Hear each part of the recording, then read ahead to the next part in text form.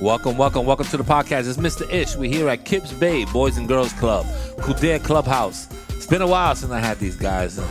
It's always a laugh, though. Today we continue on with our Brent's Club podcast. I think this is our third or fourth one. They're real doozies. I like listening to them. I recommend them to other people too. So let's go around the table and let's introduce ourselves. Mine is echoing for some reason. Hello. Give me. Let's go around the table and let's introduce ourselves. We have a newcomer, so we have to introduce him first. Please introduce yourself. Give me your name and your age. My name is Bruce and I'm 13. You 13, Bruce? Yeah. Damn, he older than me. That's what I was gonna say. I didn't even know he was 13. He shocked me right there. Bruce is the first time here, right, Bruce? No. Well, not the first time in the group, but the first time doing the podcast. Yeah. Okay. Hope we get a lot of listeners from you. Because Bruce said he's half Puerto Rican and just half white. So maybe we'll get a lot of Puerto Ricans listening to this podcast. Next, who we got? Got Mr. Every single podcast for me. Oh my God, this I guy. already got flex real quick for me. Yeah, he got flex. Not by choice, but we just pick him because I don't know. I don't know why I always pick him. But he always has something to say. So Yeah. My name is Jaden and I'm 12 years old. Jaden, 12 years old, and he's in every podcast. Don't worry about it. Sir. And last but not least, Deron Ashley, wake up. Oh, I'm sorry. I got so bored of what you were saying. oh, all right. My name is Deron and I'm 13 years old. Deron's been here since he was 3 years old. What? Nah, Deron. You got to look at Deron's video. If you don't know, go on YouTube. Go on YouTube and look for what was it? I forgot the name of it. Best summer of my life. Best summer of my life. Yeah, he's in there throwing a couple of bars. Look it up. It's on the Kids Bay Digital Arts, and it's called Best Summer of My Life. Let's see if we get some more hits on that video. It's a classic one. He's the one that's he got a book bag on his back and he lost it in the camp or something. I forgot his line, but you'll see him. You'll see Deron. You know who he is. Guys, today, Brent's Club. I know we laugh a lot, but today we have a serious topic. We're talking about the effects of some of these substances, drugs, even alcohol. Even I will even go down to tobacco and hookah. People, hookah's not good for you. So we could talk about what you guys think the ways they affect you, and then maybe we could correct each other on what it actually does. So, do you? Well, we all know that cigarette smoke is no good for you, right? Can we agree on that? Yeah. Okay. Because you just go down the line. Start with Duran, because he's, can you tell me what's one of the bad things about cigarette smoke? It can shortage your oxygen levels, and another thing is that your teeth can get rotted, and it can I forgot what the word is, dilute over time. You can dilute what? Like it'll start chipping away. Or you could eat the enamel of your teeth and stuff like that. Soda does that too.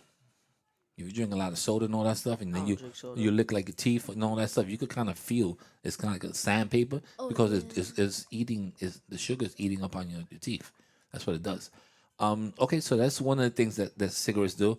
What's one of the bad things that cigarettes do to you? Like affect the lungs. Yep. Affect your breathing. And if you don't breathe, you're not gonna be alive soon. So effective breathing is one of them. Bruce, what's something that cigarettes do to you? Kills you. Yeah, but how? How does it kill you? Lung cancer. Lung cancer. So you can have different forms of cancer. I don't know if you've seen those commercials that they have where the guy has like a hole in his throat. Yeah. And he's like, and he starts talking like that. It's because, I guess because of breathing, it messes up your esophagus and stuff like that. So there's different things that, the chemicals that they use for these tobaccos, for these cigarettes and stuff, it's sprayed with all types of stuff. And those sprays, they're basically just chemicals that are going into your body when they shouldn't be there. They definitely could hurt your lungs, collapse your lungs. They give you like a tar buildup in your lungs. If you ever seen a X-ray of somebody that doesn't smoke and someone that smokes, like of their lungs, you could see the difference. So that looks pretty weird. So that's cigarettes. Now let's go to. So how could that affect you? I mean, all those things could happen in you. So it starts affecting your not only mental, because you get stuck on the nicotine. The nicotine is something that your body will start needing An because addiction. it always wants it. So you start being addicted to cigarettes. That's why when you see people that smoke, they smoke a lot of cigarettes. They smoke 3 4 cigarettes, quickly. Some people say it calms them down, but I think that it's just the nicotine that kicks in. So how about let's say alcohol. So what are the things that the alcohol does to you? We can start off with Bruce with this one. Bruce, what are some of the effects of alcohol? Um, get you drunk. Ooh, guess you nice, guess you drunk. So that's how alcohol affects your bloodstream. It gets into your blood and makes you drunk and gets you impaired. That's why people say don't drink and drive because you can't react to certain things. What's another thing that alcohol does to you? If you drink a lot of alcohol, you become an alcoholic.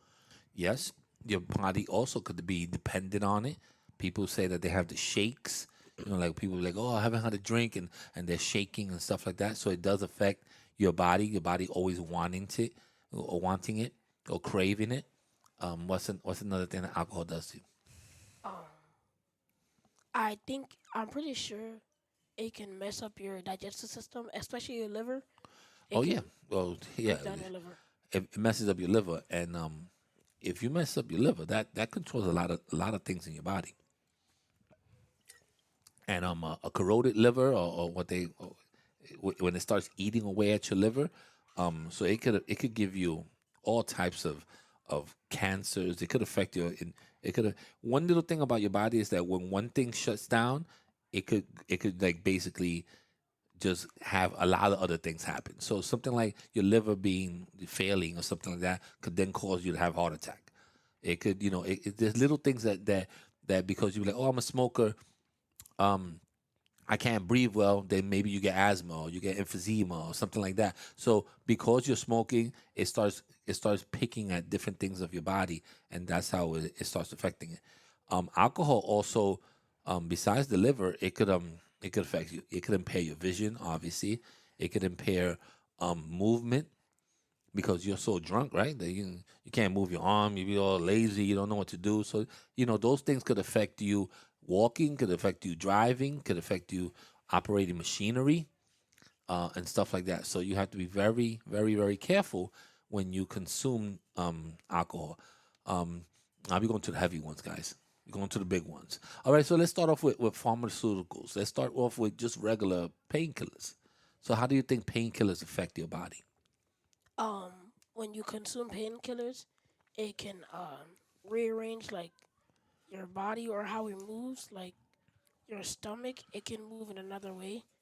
Everything Or affects your stomach because when you take these pills, remember they go into your stomach first.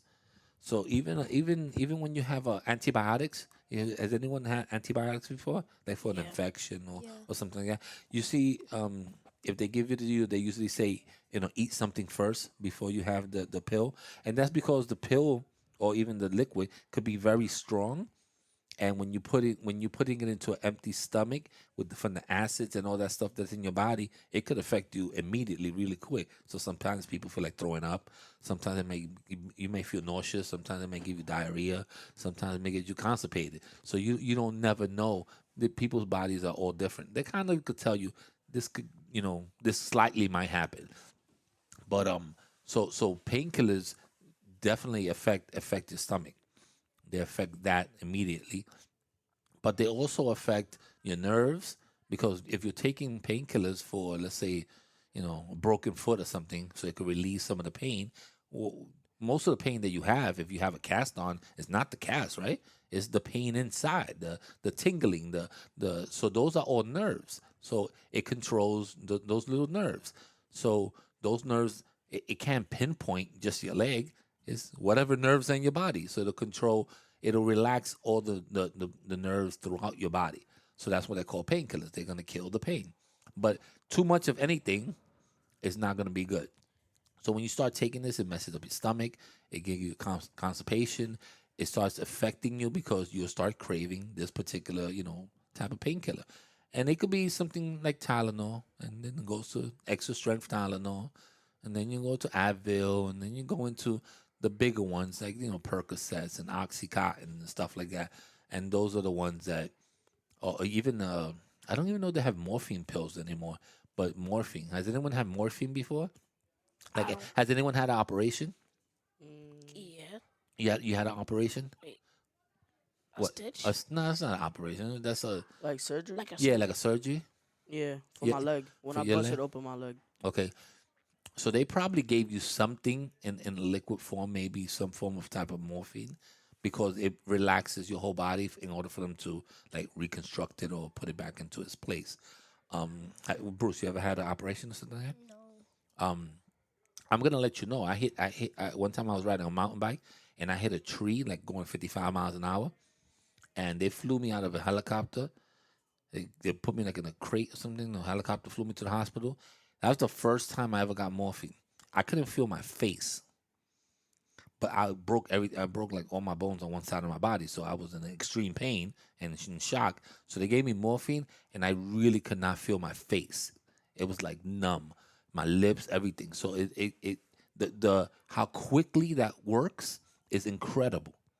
But I could see how you could get addicted to that really, really fast because some people get these operations and then they have like this little thing that they call the doctor like whenever they want a pain medicine, and they like click a little red button, and in some other places the red button is the morphine, so they have like little small doses that you could give yourself.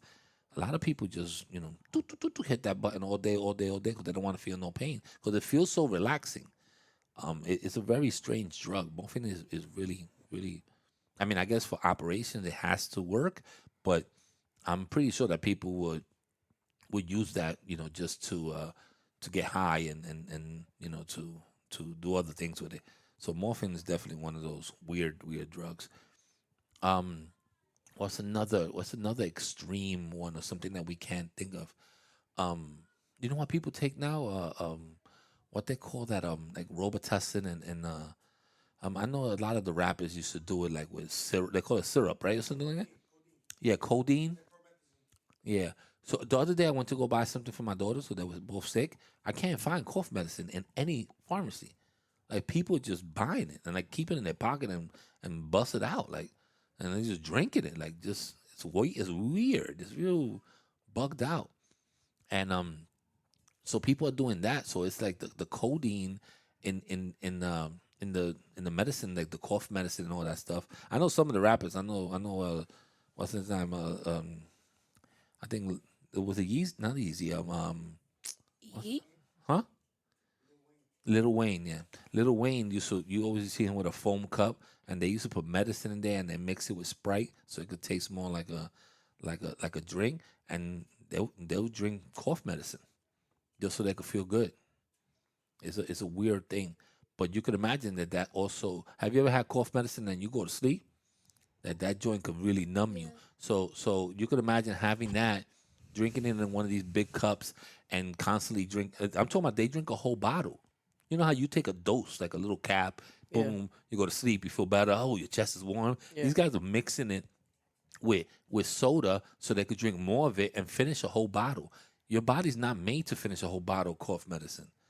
Like so, it's gonna react and it's gonna cause you to be numb. It's gonna cause you to not slur your words. It's gonna cause you to do all that, and I guess they're self medicating themselves and try not to feel whatever pains that they have mentally mostly because it's not really physical stuff. Um, I guess that's one of the reasons why people get high, right? What do you think people get high? What do you think is their function of getting high? Well, like, what do they do to get high? No, no, no. What they do is we know they do drugs, but what do you think is the function of getting high? Like, so. Oh man, I want to get high. Why do you want to get high? Like, what would be the function of getting high? Some people may be addicted because when they're stressed, they try it once and they can't stop. Okay, so it's like a stress reliever. What do you think is a function, Bruce, of getting high? What's the the reasoning between getting high? Maybe like depression. It could be depression. It could be a lot of people, self medicate. They don't. This is all of us. I think now it's become a little more important, but mental health is a big thing.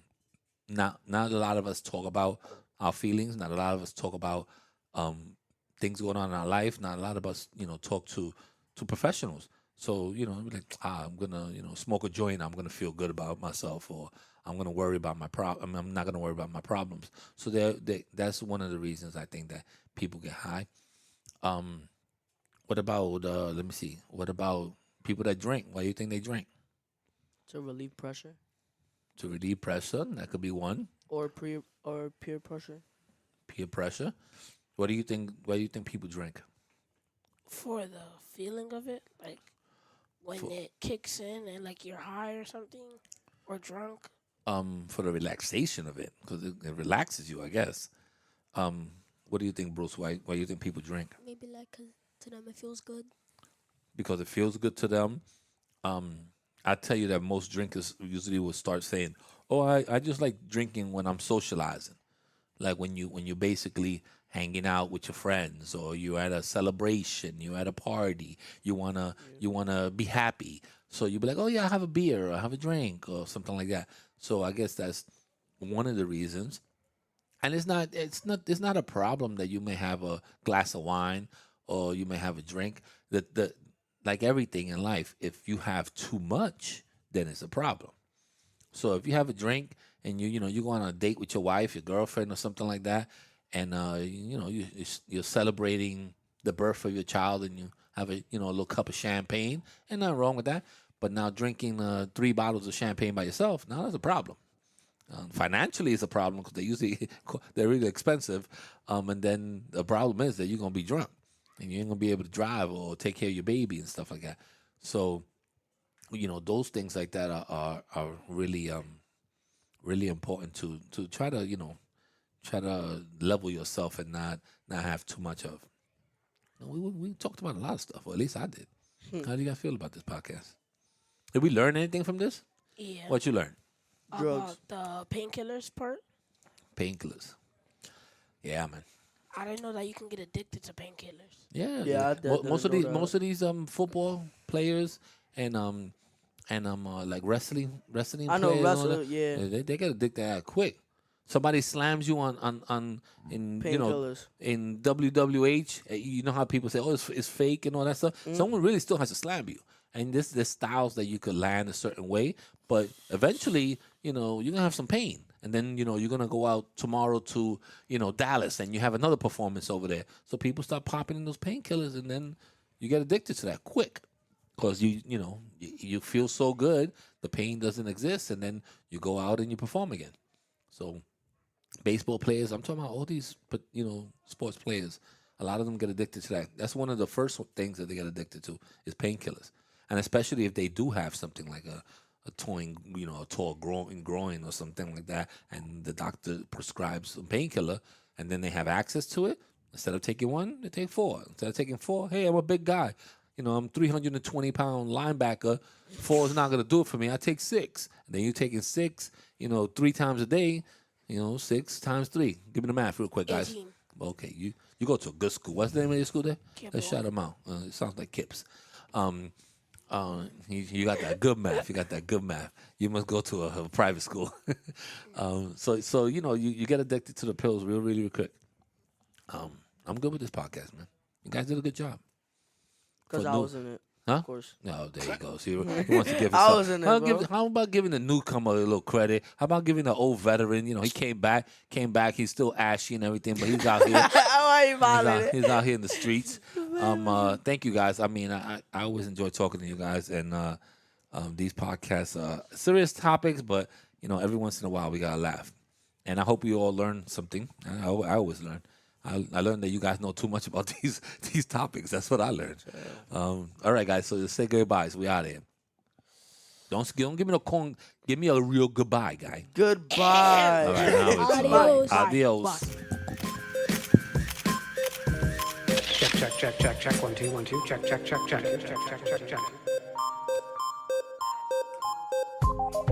All right, we're out of here. Brent's Club podcast. I forgot what number. I think the number 4.